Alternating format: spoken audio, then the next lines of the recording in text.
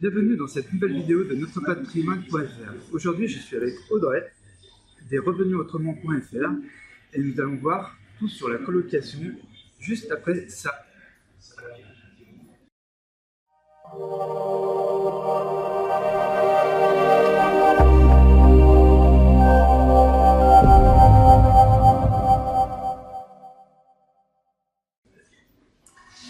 Bonjour Audrey. Salut Mickaël.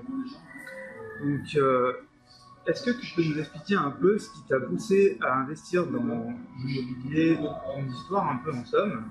Mon histoire. Si vous avez une demi-journée pour que je vous raconte mon histoire, on aura du temps. Donc, je vais essayer de faire rapidement. Alors pourquoi est-ce que j'ai investi dans l'immobilier?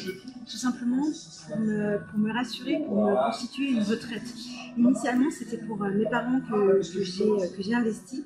Et après, j'ai vraiment appris à investir avec des formations et des choses comme ça. Et je me suis vraiment intéressée à l'immobilier. Et c'est vrai que j'ai une spécificité qui est la colocation. C'est vraiment quelque chose que j'aime et qui me permet juste de me rassurer et de diviser les risques. Parce qu'au lieu de louer un appartement à une seule personne, je loue ce même appartement à 2, 3, voire un peu plus de personnes. Donc, du coup, c'est vrai que ça divise énormément les risques. Voilà, en quelques mots. Alors, pourquoi la colocation? Alors pourquoi la colocation? Tout simplement parce que dans ma ville, donc j'habite près de Lyon, pour les personnes qui connaissent, c'est dans la banlieue lyonnaise, c'est à Saint-Étienne, et il y a pas mal d'étudiants. Tout d'abord, j'ai étudié ma ville, et avec cette vie, je me suis dit, mais qu'est-ce que je peux faire pour augmenter mes revenus? Et là, je me suis orientée justement vers les étudiants, puisqu'il y avait des étudiants. La colocation, ça fait 10 ans que j'en fais maintenant, et donc j'ai fait beaucoup d'erreurs, mais c'est une bonne stratégie. Donc je pense que aujourd'hui on parle beaucoup, nous sommes en 2016, fin 2016, bientôt 2017. Je pense qu'en 2016-2017, pour gagner de l'argent avec l'immobilier, il faut penser à la multilocation. Donc que ce soit la location courte durée, saisonnière ou de la colocation. Donc ça, c'est vraiment quelque chose qui peut, par rapport à vos objectifs, vous propulser sur peut-être, si vous le souhaitez, l'indépendance financière, ou peut-être même d'ailleurs permettre de réduire votre temps de travail ou de faire peut-être des choses qui vous tiennent un peu plus à cœur. C'est ça en fait, qu'est l'immobilier à mon sens, c'est par rapport à la colocation notamment. D'accord. Et donc, tu fais que de la colocation ou tu as d'autres types de location, comme la location nue ou... Alors, la location nue, non, je n'en fais pas du tout. J'ai toujours fait soit de la location meublée, soit de la colocation. Actuellement, j'étais en train de rénover mon deuxième bien et je l'ai mis en location meublée classique. Donc, pour essayer de, toujours pareil, en guise de sécurité, pour essayer de diviser les risques en fait. C'est ça qui m'intéresse. Donc d'avoir plusieurs types de logements qui ont plusieurs types de personnes avec des profils différents et diviser les risques, tout simplement. D'accord. Et donc, comment tu trouves tes locataires et quel profil Alors, les locataires, en fait, dans les différentes colocations, j'ai des profils différents pour ne pas me concurrencer, déjà. Oui, et ensuite, après, j'ai des profils différents par rapport au type de location. C'est-à-dire que si je m'adresse plus à des adultes, à des personnes qui viennent en stage et tout ça, je vais proposer des prestations différentes. Donc, tu vois, des chambres, par exemple, qui ferment à clé, avec les télés individuelles, etc., etc. Alors que si, dans mes autres colocations, par exemple, qui sont plus réservées aux étudiants, c'est un petit peu moins gênant et je peux mettre, par exemple, une seule télé dans le salon. C'est vraiment le type de personne vers lequel je vais m'orienter qui va me permettre de définir ou pas tel appartement. Comment je trouve mes locataires? Alors souvent, c'est le bouche à oreille et ce sont mes anciens locataires qui trouvent mes nouveaux locataires. Donc maintenant, depuis à peu près une dizaine d'années, en fait depuis 8 ans, je n'ai pas mis de petites annonces, j'en ai mis que 3. Donc voilà, maintenant, ce sont vraiment eux qui me trouvent, mes anciens locataires qui me trouvent mes nouveaux. Et ça, c'est un gain de temps vraiment de fou. D'accord. Et au niveau des bails, donc, c'est comment tu t'organises? Alors ça dépend du type d'appartement que j'ai, ça dépend des surfaces. Avec la loi Allure, maintenant, on est obligé d'être très vigilant par rapport au bail ou au baux que l'on peut effectuer. Ça va dépendre de la taille des chambres. Et voilà, si vous voulez mettre une caution solidaire ou non, c'est vraiment la taille des chambres et ce que vous voulez faire qui va qui va vous orienter vers tel type de bail ou pas. La surface minimum pour louer un appartement, enfin, une chambre, pardon, c'est 9 mètres carrés. Mais la loi Allure régit tout ça avec un espace de vide au minimum 14 mètres carrés. Donc, c'est pas du tout la même chose. Et les baux seront différents. Dans mon troisième bien, les chambres font 20 mètres carrés. Donc, je peux faire ce que je veux, soit un bail par personne, soit un bail pour trois personnes. Donc, je fais un petit peu ce que je veux. Et c'est vrai que c'est vraiment très important.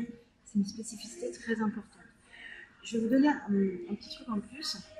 Je vous oriente vraiment à faire rédiger vos baux par un homme de loi, en l'occurrence un notaire.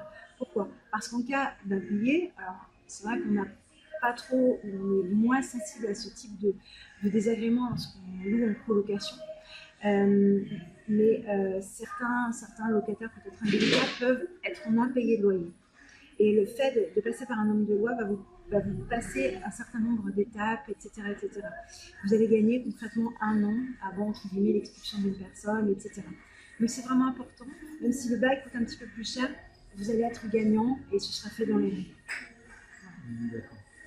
Alors moi j'ai souvent eu la question au niveau du roulement, parce que les gens s'inquiètent souvent du roulement des locataires, ça doit être très fréquent. Alors non, comme je te l'ai dit juste quelques secondes avant, en fait ce sont les anciens locataires qui trouvent les nouveaux. Donc en termes de roulement, oui c'est vrai, j'ai un roulement, mais il est insignifiant, enfin, pas automatique, mais oui effectivement. Là tu vois, quand j'étais en vacances, j'ai eu un roulement, les vacances d'été, j'ai eu un roulement, en fait c'était le locataire présent. J'avais tout fait pour qu'il ait le moins de travail possible, mais c'est lui qui s'est organisé pour faire l'entrée dans les lieux des 2 autres personnes. Donc ça, c'est vraiment top et c'est la relation que vous avez avec vos locataires. Alors après, c'est pas systématique, je m'en occupe le plus possible. Mais c'est vrai que c'est vraiment génial et ça permet d'être tranquille en fait. Et, quand vous laissez votre appartement en toute confiance à quelqu'un ou à plusieurs personnes, et qu'est-ce que vous dormez bien la nuit? Franchement, c'est vraiment apaisant. En fait. Ouais. Voilà. En plus, c'est une zone non tendue, Saint-Étienne, non? C'est une zone non tendue, Saint-Étienne. Non tendue, c'est-à-dire par exemple, Lyon, c'est une zone tendue, donc il n'y a qu'un seul mois de préavis. Ah, ça. Alors, je sais pas si c'est une zone non tendue ou pas, mais dans tous les cas, le préavis va dépendre du type de bail que tu auras. Donc, si tu loues en meublé, ce sera forcément un préavis de 1 mois. Voilà. Donc après, effectivement, vu que j'ai loué en meublé, en tous les cas, c'est ça. Après, on peut faire des baux étudiants qui ont la particularité d'être peut-être potentiellement plus courts, dans le sens où vous pouvez louer juste 9 mois. Donc, vous pouvez faire des baux de 9 mois. Donc après, tu sais où t'en es, tu sais quand est-ce qu'il faut renouveler les personnes. Voilà. D'accord. Okay. Et donc aujourd'hui, es-tu indépendante financièrement ou tu vis encore comme salarié? Alors j'ai encore aujourd'hui un travail, mais c'est vrai que ça commence à être un petit peu plus compliqué. On en parlait un petit peu avant de faire la vidéo. Alors si je voulais, je pourrais depuis le début de l'année être indépendante financièrement, puisque j'ai le revenu du immobilier et les revenus aussi du blog qui m'équivalent à mon salaire. Mais j'ai encore un petit peu de mal à passer le cap. C'est pas évident, donc là je suis en plein cheminement pour. Mais c'est vrai que ça me dégagerait beaucoup de temps, mais c'est pas toujours évident d'avoir un changement de vie comme ça. D'accord. Alors, c'est vrai qu'en parcourant ton blog, j'ai vu que tu utilisais une technique de crédit que j'appelle la technique imparable. Est-ce que tu peux nous en parler? Alors toi, tu parles, je pense, peut-être du report, c'est ça? Non, en fait, je parle de la technique de la... Je crois que je sais.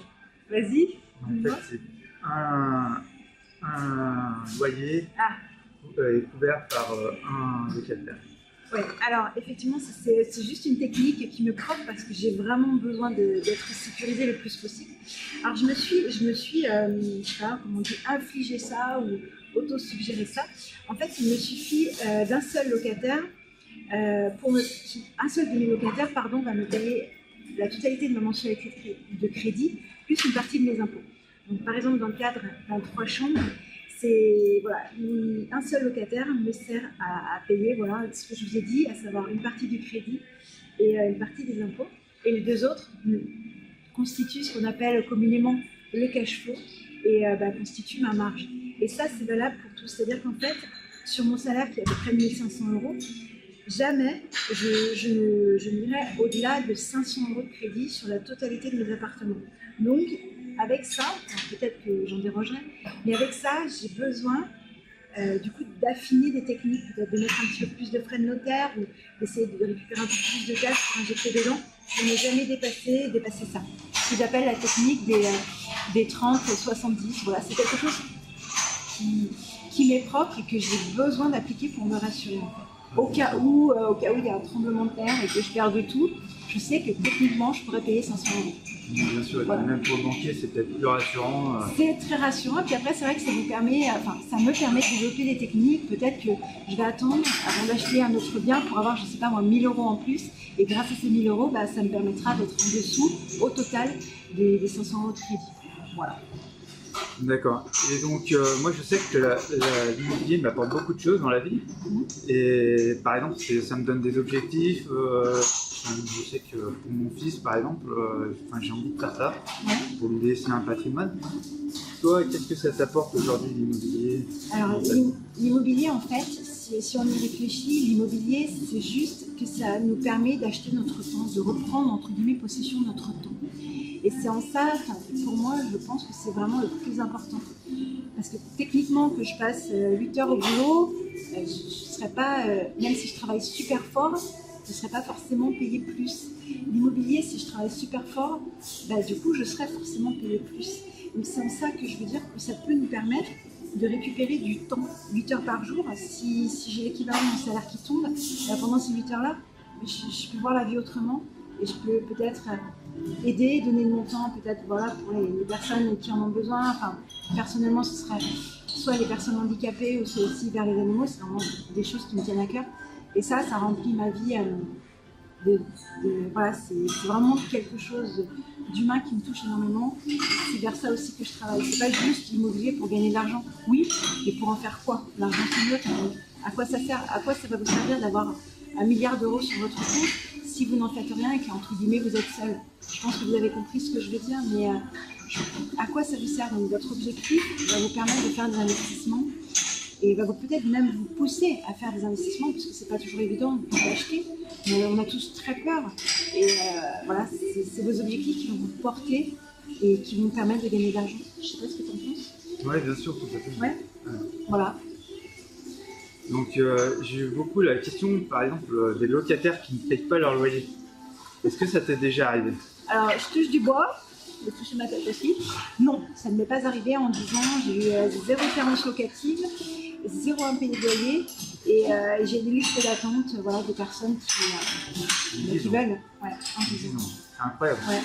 Je sais pas si c'est incroyable, mais en fait, je vais vous poser une question. Souvent, entre guillemets, peut-être les gens, peut-être qu'ils prennent un peu tous les profils ou qui ne font pas vraiment attention à qui ils louent. Peut-être qu'il peut leur arriver ce genre de choses, mais aussi, il faut voir aussi des fois les biens qui sont proposés à ce type de personnes. Souvent, moi, je visite des biens, c'est dans un état pas possible, donc forcément, ça attire des personnes qui ont peut-être pas beaucoup de respect pour les biens ou pour ce que vous pouvez leur donner.